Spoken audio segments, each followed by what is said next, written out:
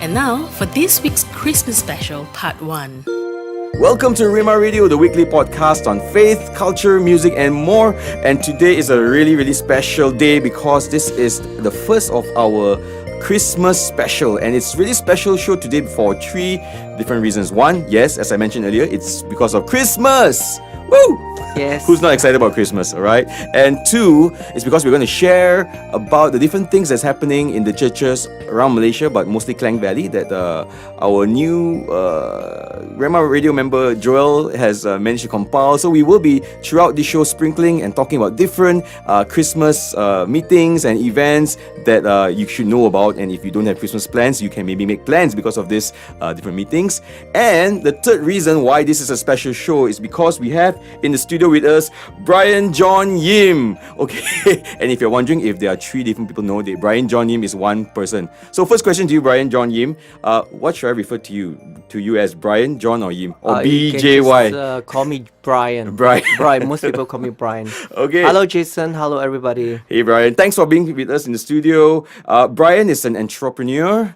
He is a recording artist. He has a couple of albums, and now he's an author. So today he's going to talk to us about his book and his new album, which I have in front of me, Special Christmas Instrumental with John Yim. So Brian, maybe a quick introduction for people who may have not heard of you. Yes. Who are you? I'm an entrepreneur. I started a company called Junior Lookbook. We import European brands, apparels for kids and teenagers in Malaysia. We have shop in the Gardens Mall, the Pavilion Kuala Lumpur, and now the Four Seasons Hotel Kuala Lumpur. Nice. Yeah, that's right. Oh, Lookbook. Junior Lookbook. I see. Junior Lookbook is a retail. It's a Right. fashion retail for kids. I see. Yes. Okay. So let's get into it. This book, which you have just freshly written, is called "Do You Still Love Me?"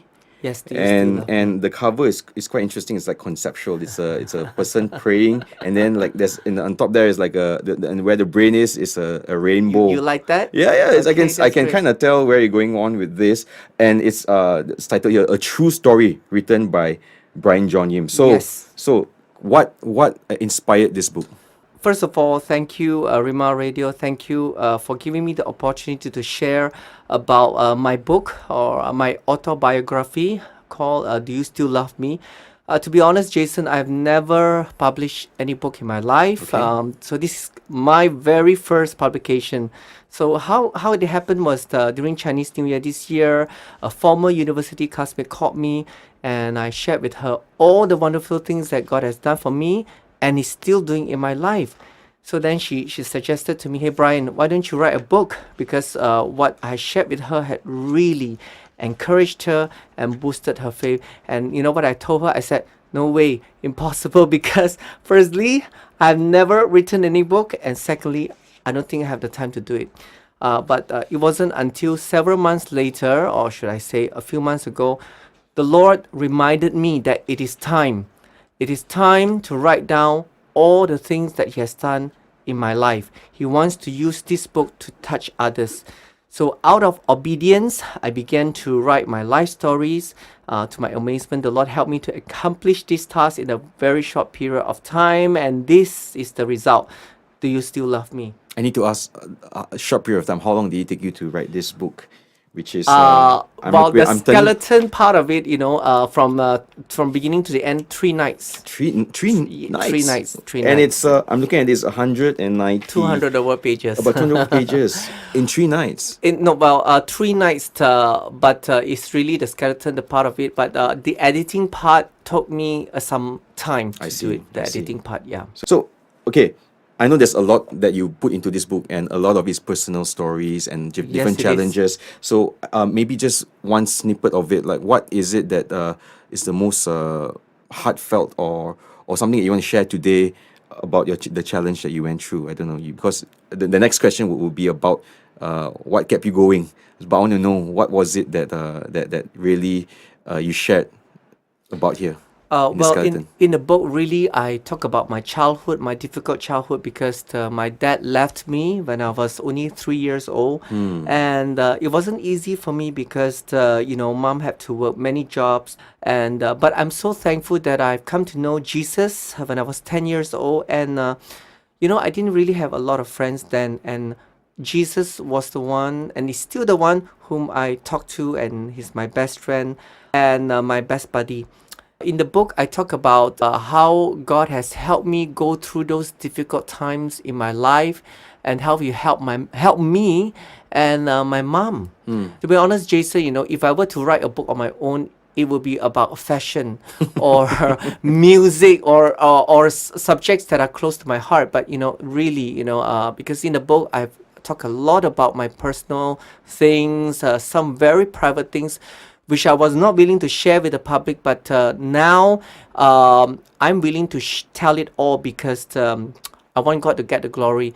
And in the book, you will read about many embarrassing moments in my life. When you read it, you will get encouraged. Your faith will greatly increase. Your prayer life will change because of what God has done for me. Perhaps you could unpack that a bit more and elaborate, because you said that as a young boy, you had a very tough childhood. You had a very challenging time. What kept you strong? And you mentioned about your faith in Jesus, but could you talk about that a bit more? Like, is it a word in the Bible? Is it Sunday school? Is it someone walking with you? I just want to know, what was it that kept you going? God is very real to me then, as He is to me now. And although I could not see Him with my physical eyes, but He's always there beside me. I was, whenever I'm sad or whenever I'm not happy, I always run to my prayer closet and I would pour out my heart and soul to Him. And somehow God told me that things will be okay. And that gave me a lot of strength. Yeah. So it was a personal relationship. It was a personal relationship. Great. Okay. And your gift of music. Okay, you said you were able to play an organ when you were barely 3 years old. How did that happen? I mean, who taught you? Okay, you see, when things were still okay, and when my dad and my mom were together, he bought my mom an electronic organ to learn how to play music. But somehow she never did get to learning it, and so the electronic organ was left lying around in the house like a white elephant. So one day, I was curious and I climbed onto the organ chair, opened the organ lid, and ta-da! I started to play songs. Miraculously, I seemed to know what sound each keyboard bar produced. So it's like playing from hearing. Yes, it's playing from hearing, and I was playing Chinese pop melodies that I must have somehow heard and learned over the radio. And who were your earlier inspiration, or who do you all enjoy? the kung fu Chinese movie, those Wong Fei Hong all those songs. Dun, dun, dun. Yeah. One would think at 3 years old you'd be playing like nursery rhymes, right? But I wasn't. I was playing really like real, A bit more complicated pieces. more complicated pieces. Yes. So I guess also people around you also encourage you and say that, well, you have a talent and you should explore this more seriously. They could not believe what they saw. I was barely 3 years old. My mom could not believe what she see when she, seriously, because nobody has ever taught me how to play the organ before. Okay. Yeah. Okay. And you were able to play. So I wonder if there were any recordings of that when you were 3 or 4 years old. No, unfortunately. That time it wasn't so. There were pictures but lah. no recordings. Okay. Wish there were. Okay, so we're gonna take a short break now. Before that break, as I mentioned earlier, today's episode is a bit special because we're gonna talk about different events happening around KL and Malaysia on Christmas. But for now, we'll take a short break and we'll be back with Brian John Yim. Rhema Radio. Welcome back to Rhema Radio, the weekly podcast on faith, culture, music, and more. And today is our Christmas episode, one of two. Next week we will have another one with Jurita Suito, Gina Yap, and Bobby. But today we are here with Brian John Yim. Okay, so you played by hearing and you felt like it was more of a self-taught kind of thing. But I'm sure you went for music classes and music teachers as well. Well, when I started playing, nobody taught me, and it was truly a gift from God. But it wasn't until when I was 10 years old, mom decided to send me to the Yamaha Music Center to learn, the musical notations and whatnot. I took 2 years to complete my grade 8 ABRSM. 2 years, yeah. Okay. So I'm reading a bit here that the very first time that your mom heard you, she was in the kitchen cooking. Yeah, she was. She thought a stranger had broken into the house and played the organ, and That is quite a sight, right? Yeah. Someone broke into the house and started playing. yeah. And then so when she saw me playing the organ, she could not believe what she saw. It was as if the little Mozart has resurrected. Okay. So So you were channeling Mozart as a 3-year-old toddler. But she knew that it was truly a miracle because nobody has ever taught me how to play. So after that, she started to sing songs to me. Her favorite song, English oldies, and whenever she sang to me, I seemed to be able to replicate the melody, and I know what chords to go with the melody, and so that's how I started. I started performing in the theaters in Mentaka Pahang. I later on I even got the opportunity to perform for in Kuala Lumpur, including the coronation of our King and Queen of Malaysia. Oh, The late Yang di-Pertuan Agong Tuanku Jaafar. Right. What year was this? This was in the 90s. Okay. It was in the 90s. And also, I got the opportunity to play for the Asian Business Symposium, chaired by our fourth and current Prime Minister of Malaysia. Yeah. So maybe let's talk more about the album. What inspired this, and when did you get started on this, and how did you come up with this song list? That's 1, 2, 3, 4, 5, 6, 10 7, songs. 8, 9, 10 10 tracks, songs. yes. 10 tracks. And maybe talk to us about the production of this album. Okay, this is a full album consisting of 10 songs. I have been looking for a Christmas album that has all these traditional Christmas carols, which I like, but I could not find any in the market for some reason. Maybe because I find the songs were either too commercial or contemporary. So I decided to produce one on my own. So I rearranged, I recorded these carols, which most people are familiar with, like Joy to the World, Silent Night, Oh Holy Night, the First Noel, and many more. I used the grand piano as my main instrument, but I also added many other musical instruments like the strings, the woodwinds, the percussions, and so forth. So it does sound a little bit like a full symphony orchestra is playing, Yeah. Every carol, I've added my own little composition. So it is a little bit different from the original carol. You will hear a little bit of my composition in each, like Joy to the World. There'll be a little bridge here and there. Same goes with the Silent Night. I'll put in the bridge, and it's very nice. You should listen to it. Definitely, we will play one of your tracks in this episode, so people can have a sample and listen to it. And I think also, beginning of the show, you mentioned that your brand is in Gardens, Pavilion, and Robinson, and Four Seasons. So all these places would be, I think, suitable to play your songs, the Christmas songs. So hopefully, hopefully. they'll play. I think Pavilion KL, the marketing manager, she said she will play in her mall. Yeah, that's right. Great, Yeah. great. So I will be playing in my shop as well. you'll be playing yourself? No. What I mean, I will play the songs. album in my retail Yeah. shop. Yes. Cool. So again, let's go back to promoting events around Christmas period before the next break. Rhema Radio. Welcome back to Rhema Radio, the weekly podcast on faith, culture, music, and more. And welcome back to our special Christmas episode. All right. So Brian, going back to your book. All right. So again, well done on coming up with the book in such a short period of time. And I'm sure people who read it will be encouraged by the testimonies, especially on how God used you to convert your mom and your grandma. It's one of the points in the books. I mean, could you talk to us about that experience? Yeah, I really thank God that He has saved my mom and my grandma, but it did not happen overnight. As I mentioned in my book, I grew up with a single parent. To me, my mom was also my dad.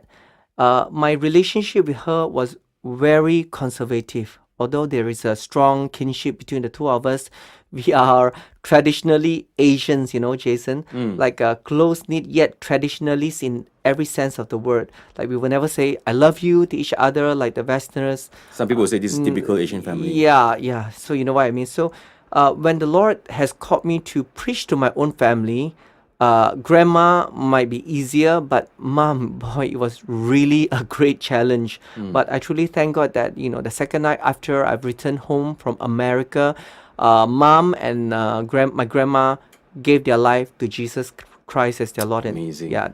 So I believe it was because I've never stopped praying for them. And I believe God always answers prayers. And the only thing you need to do is to wait for His perfect timing. Yeah. So people always say God answers prayer because it's the answer that sometimes we don't get, right? It could be a yes, Yes. it could be a The no, it could be a wait, Yes. right? That's right. So sometimes we can't accept those things, and it's part of maturing in the faith is knowing which is which. Right. Yeah. Okay. A bit of context. So when your mom was a single mom, bringing both you and your brother up, what was she doing? What job was she doing? She did a lot of job, from accounts clerk to teaching in the kindergarten, and but later on, she became a life insurance agent, and God has blessed her. And from there, she really worked her way up. She worked very hard, day in and day out, and that was also how she brought me and my brother up.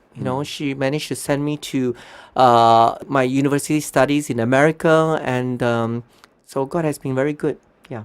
So whatever is necessary to make ends meet, and I think I can also say that because of her resourcefulness and her approach in life, that made you also be an entrepreneur like what you are today. You caught that early on in Yeah, life. I caught that earlier on. Yeah. Really thank God for that. Yeah. Okay, so back to the album, the Christmas album, special Christmas instrumental. I understand that there is an original composition by you. Oh, yes, So there is. besides Joy to the World, which is Yeah. let me guess, which is the song, right? Joy to the World, Angels We Have Heard on Night, The First Noel, Away in a Manger, Hark the Herald, O Come Ye Faithful, Silent Night, O Holy Night. Okay, yeah, the grown up Christmas list, is that? No, that's someone else's. That's composition. David Foster. and Lita David Thompson. Foster, yes. There Can Be Miracles. That's the one you wrote. There Can Be Miracles, that's correct. Yeah, Jason. Talk to us about this song. If you read my autobiography, in my life, there are so many situations where God has miraculously delivered me. And from these experiences, Jason, I really believe in miracles.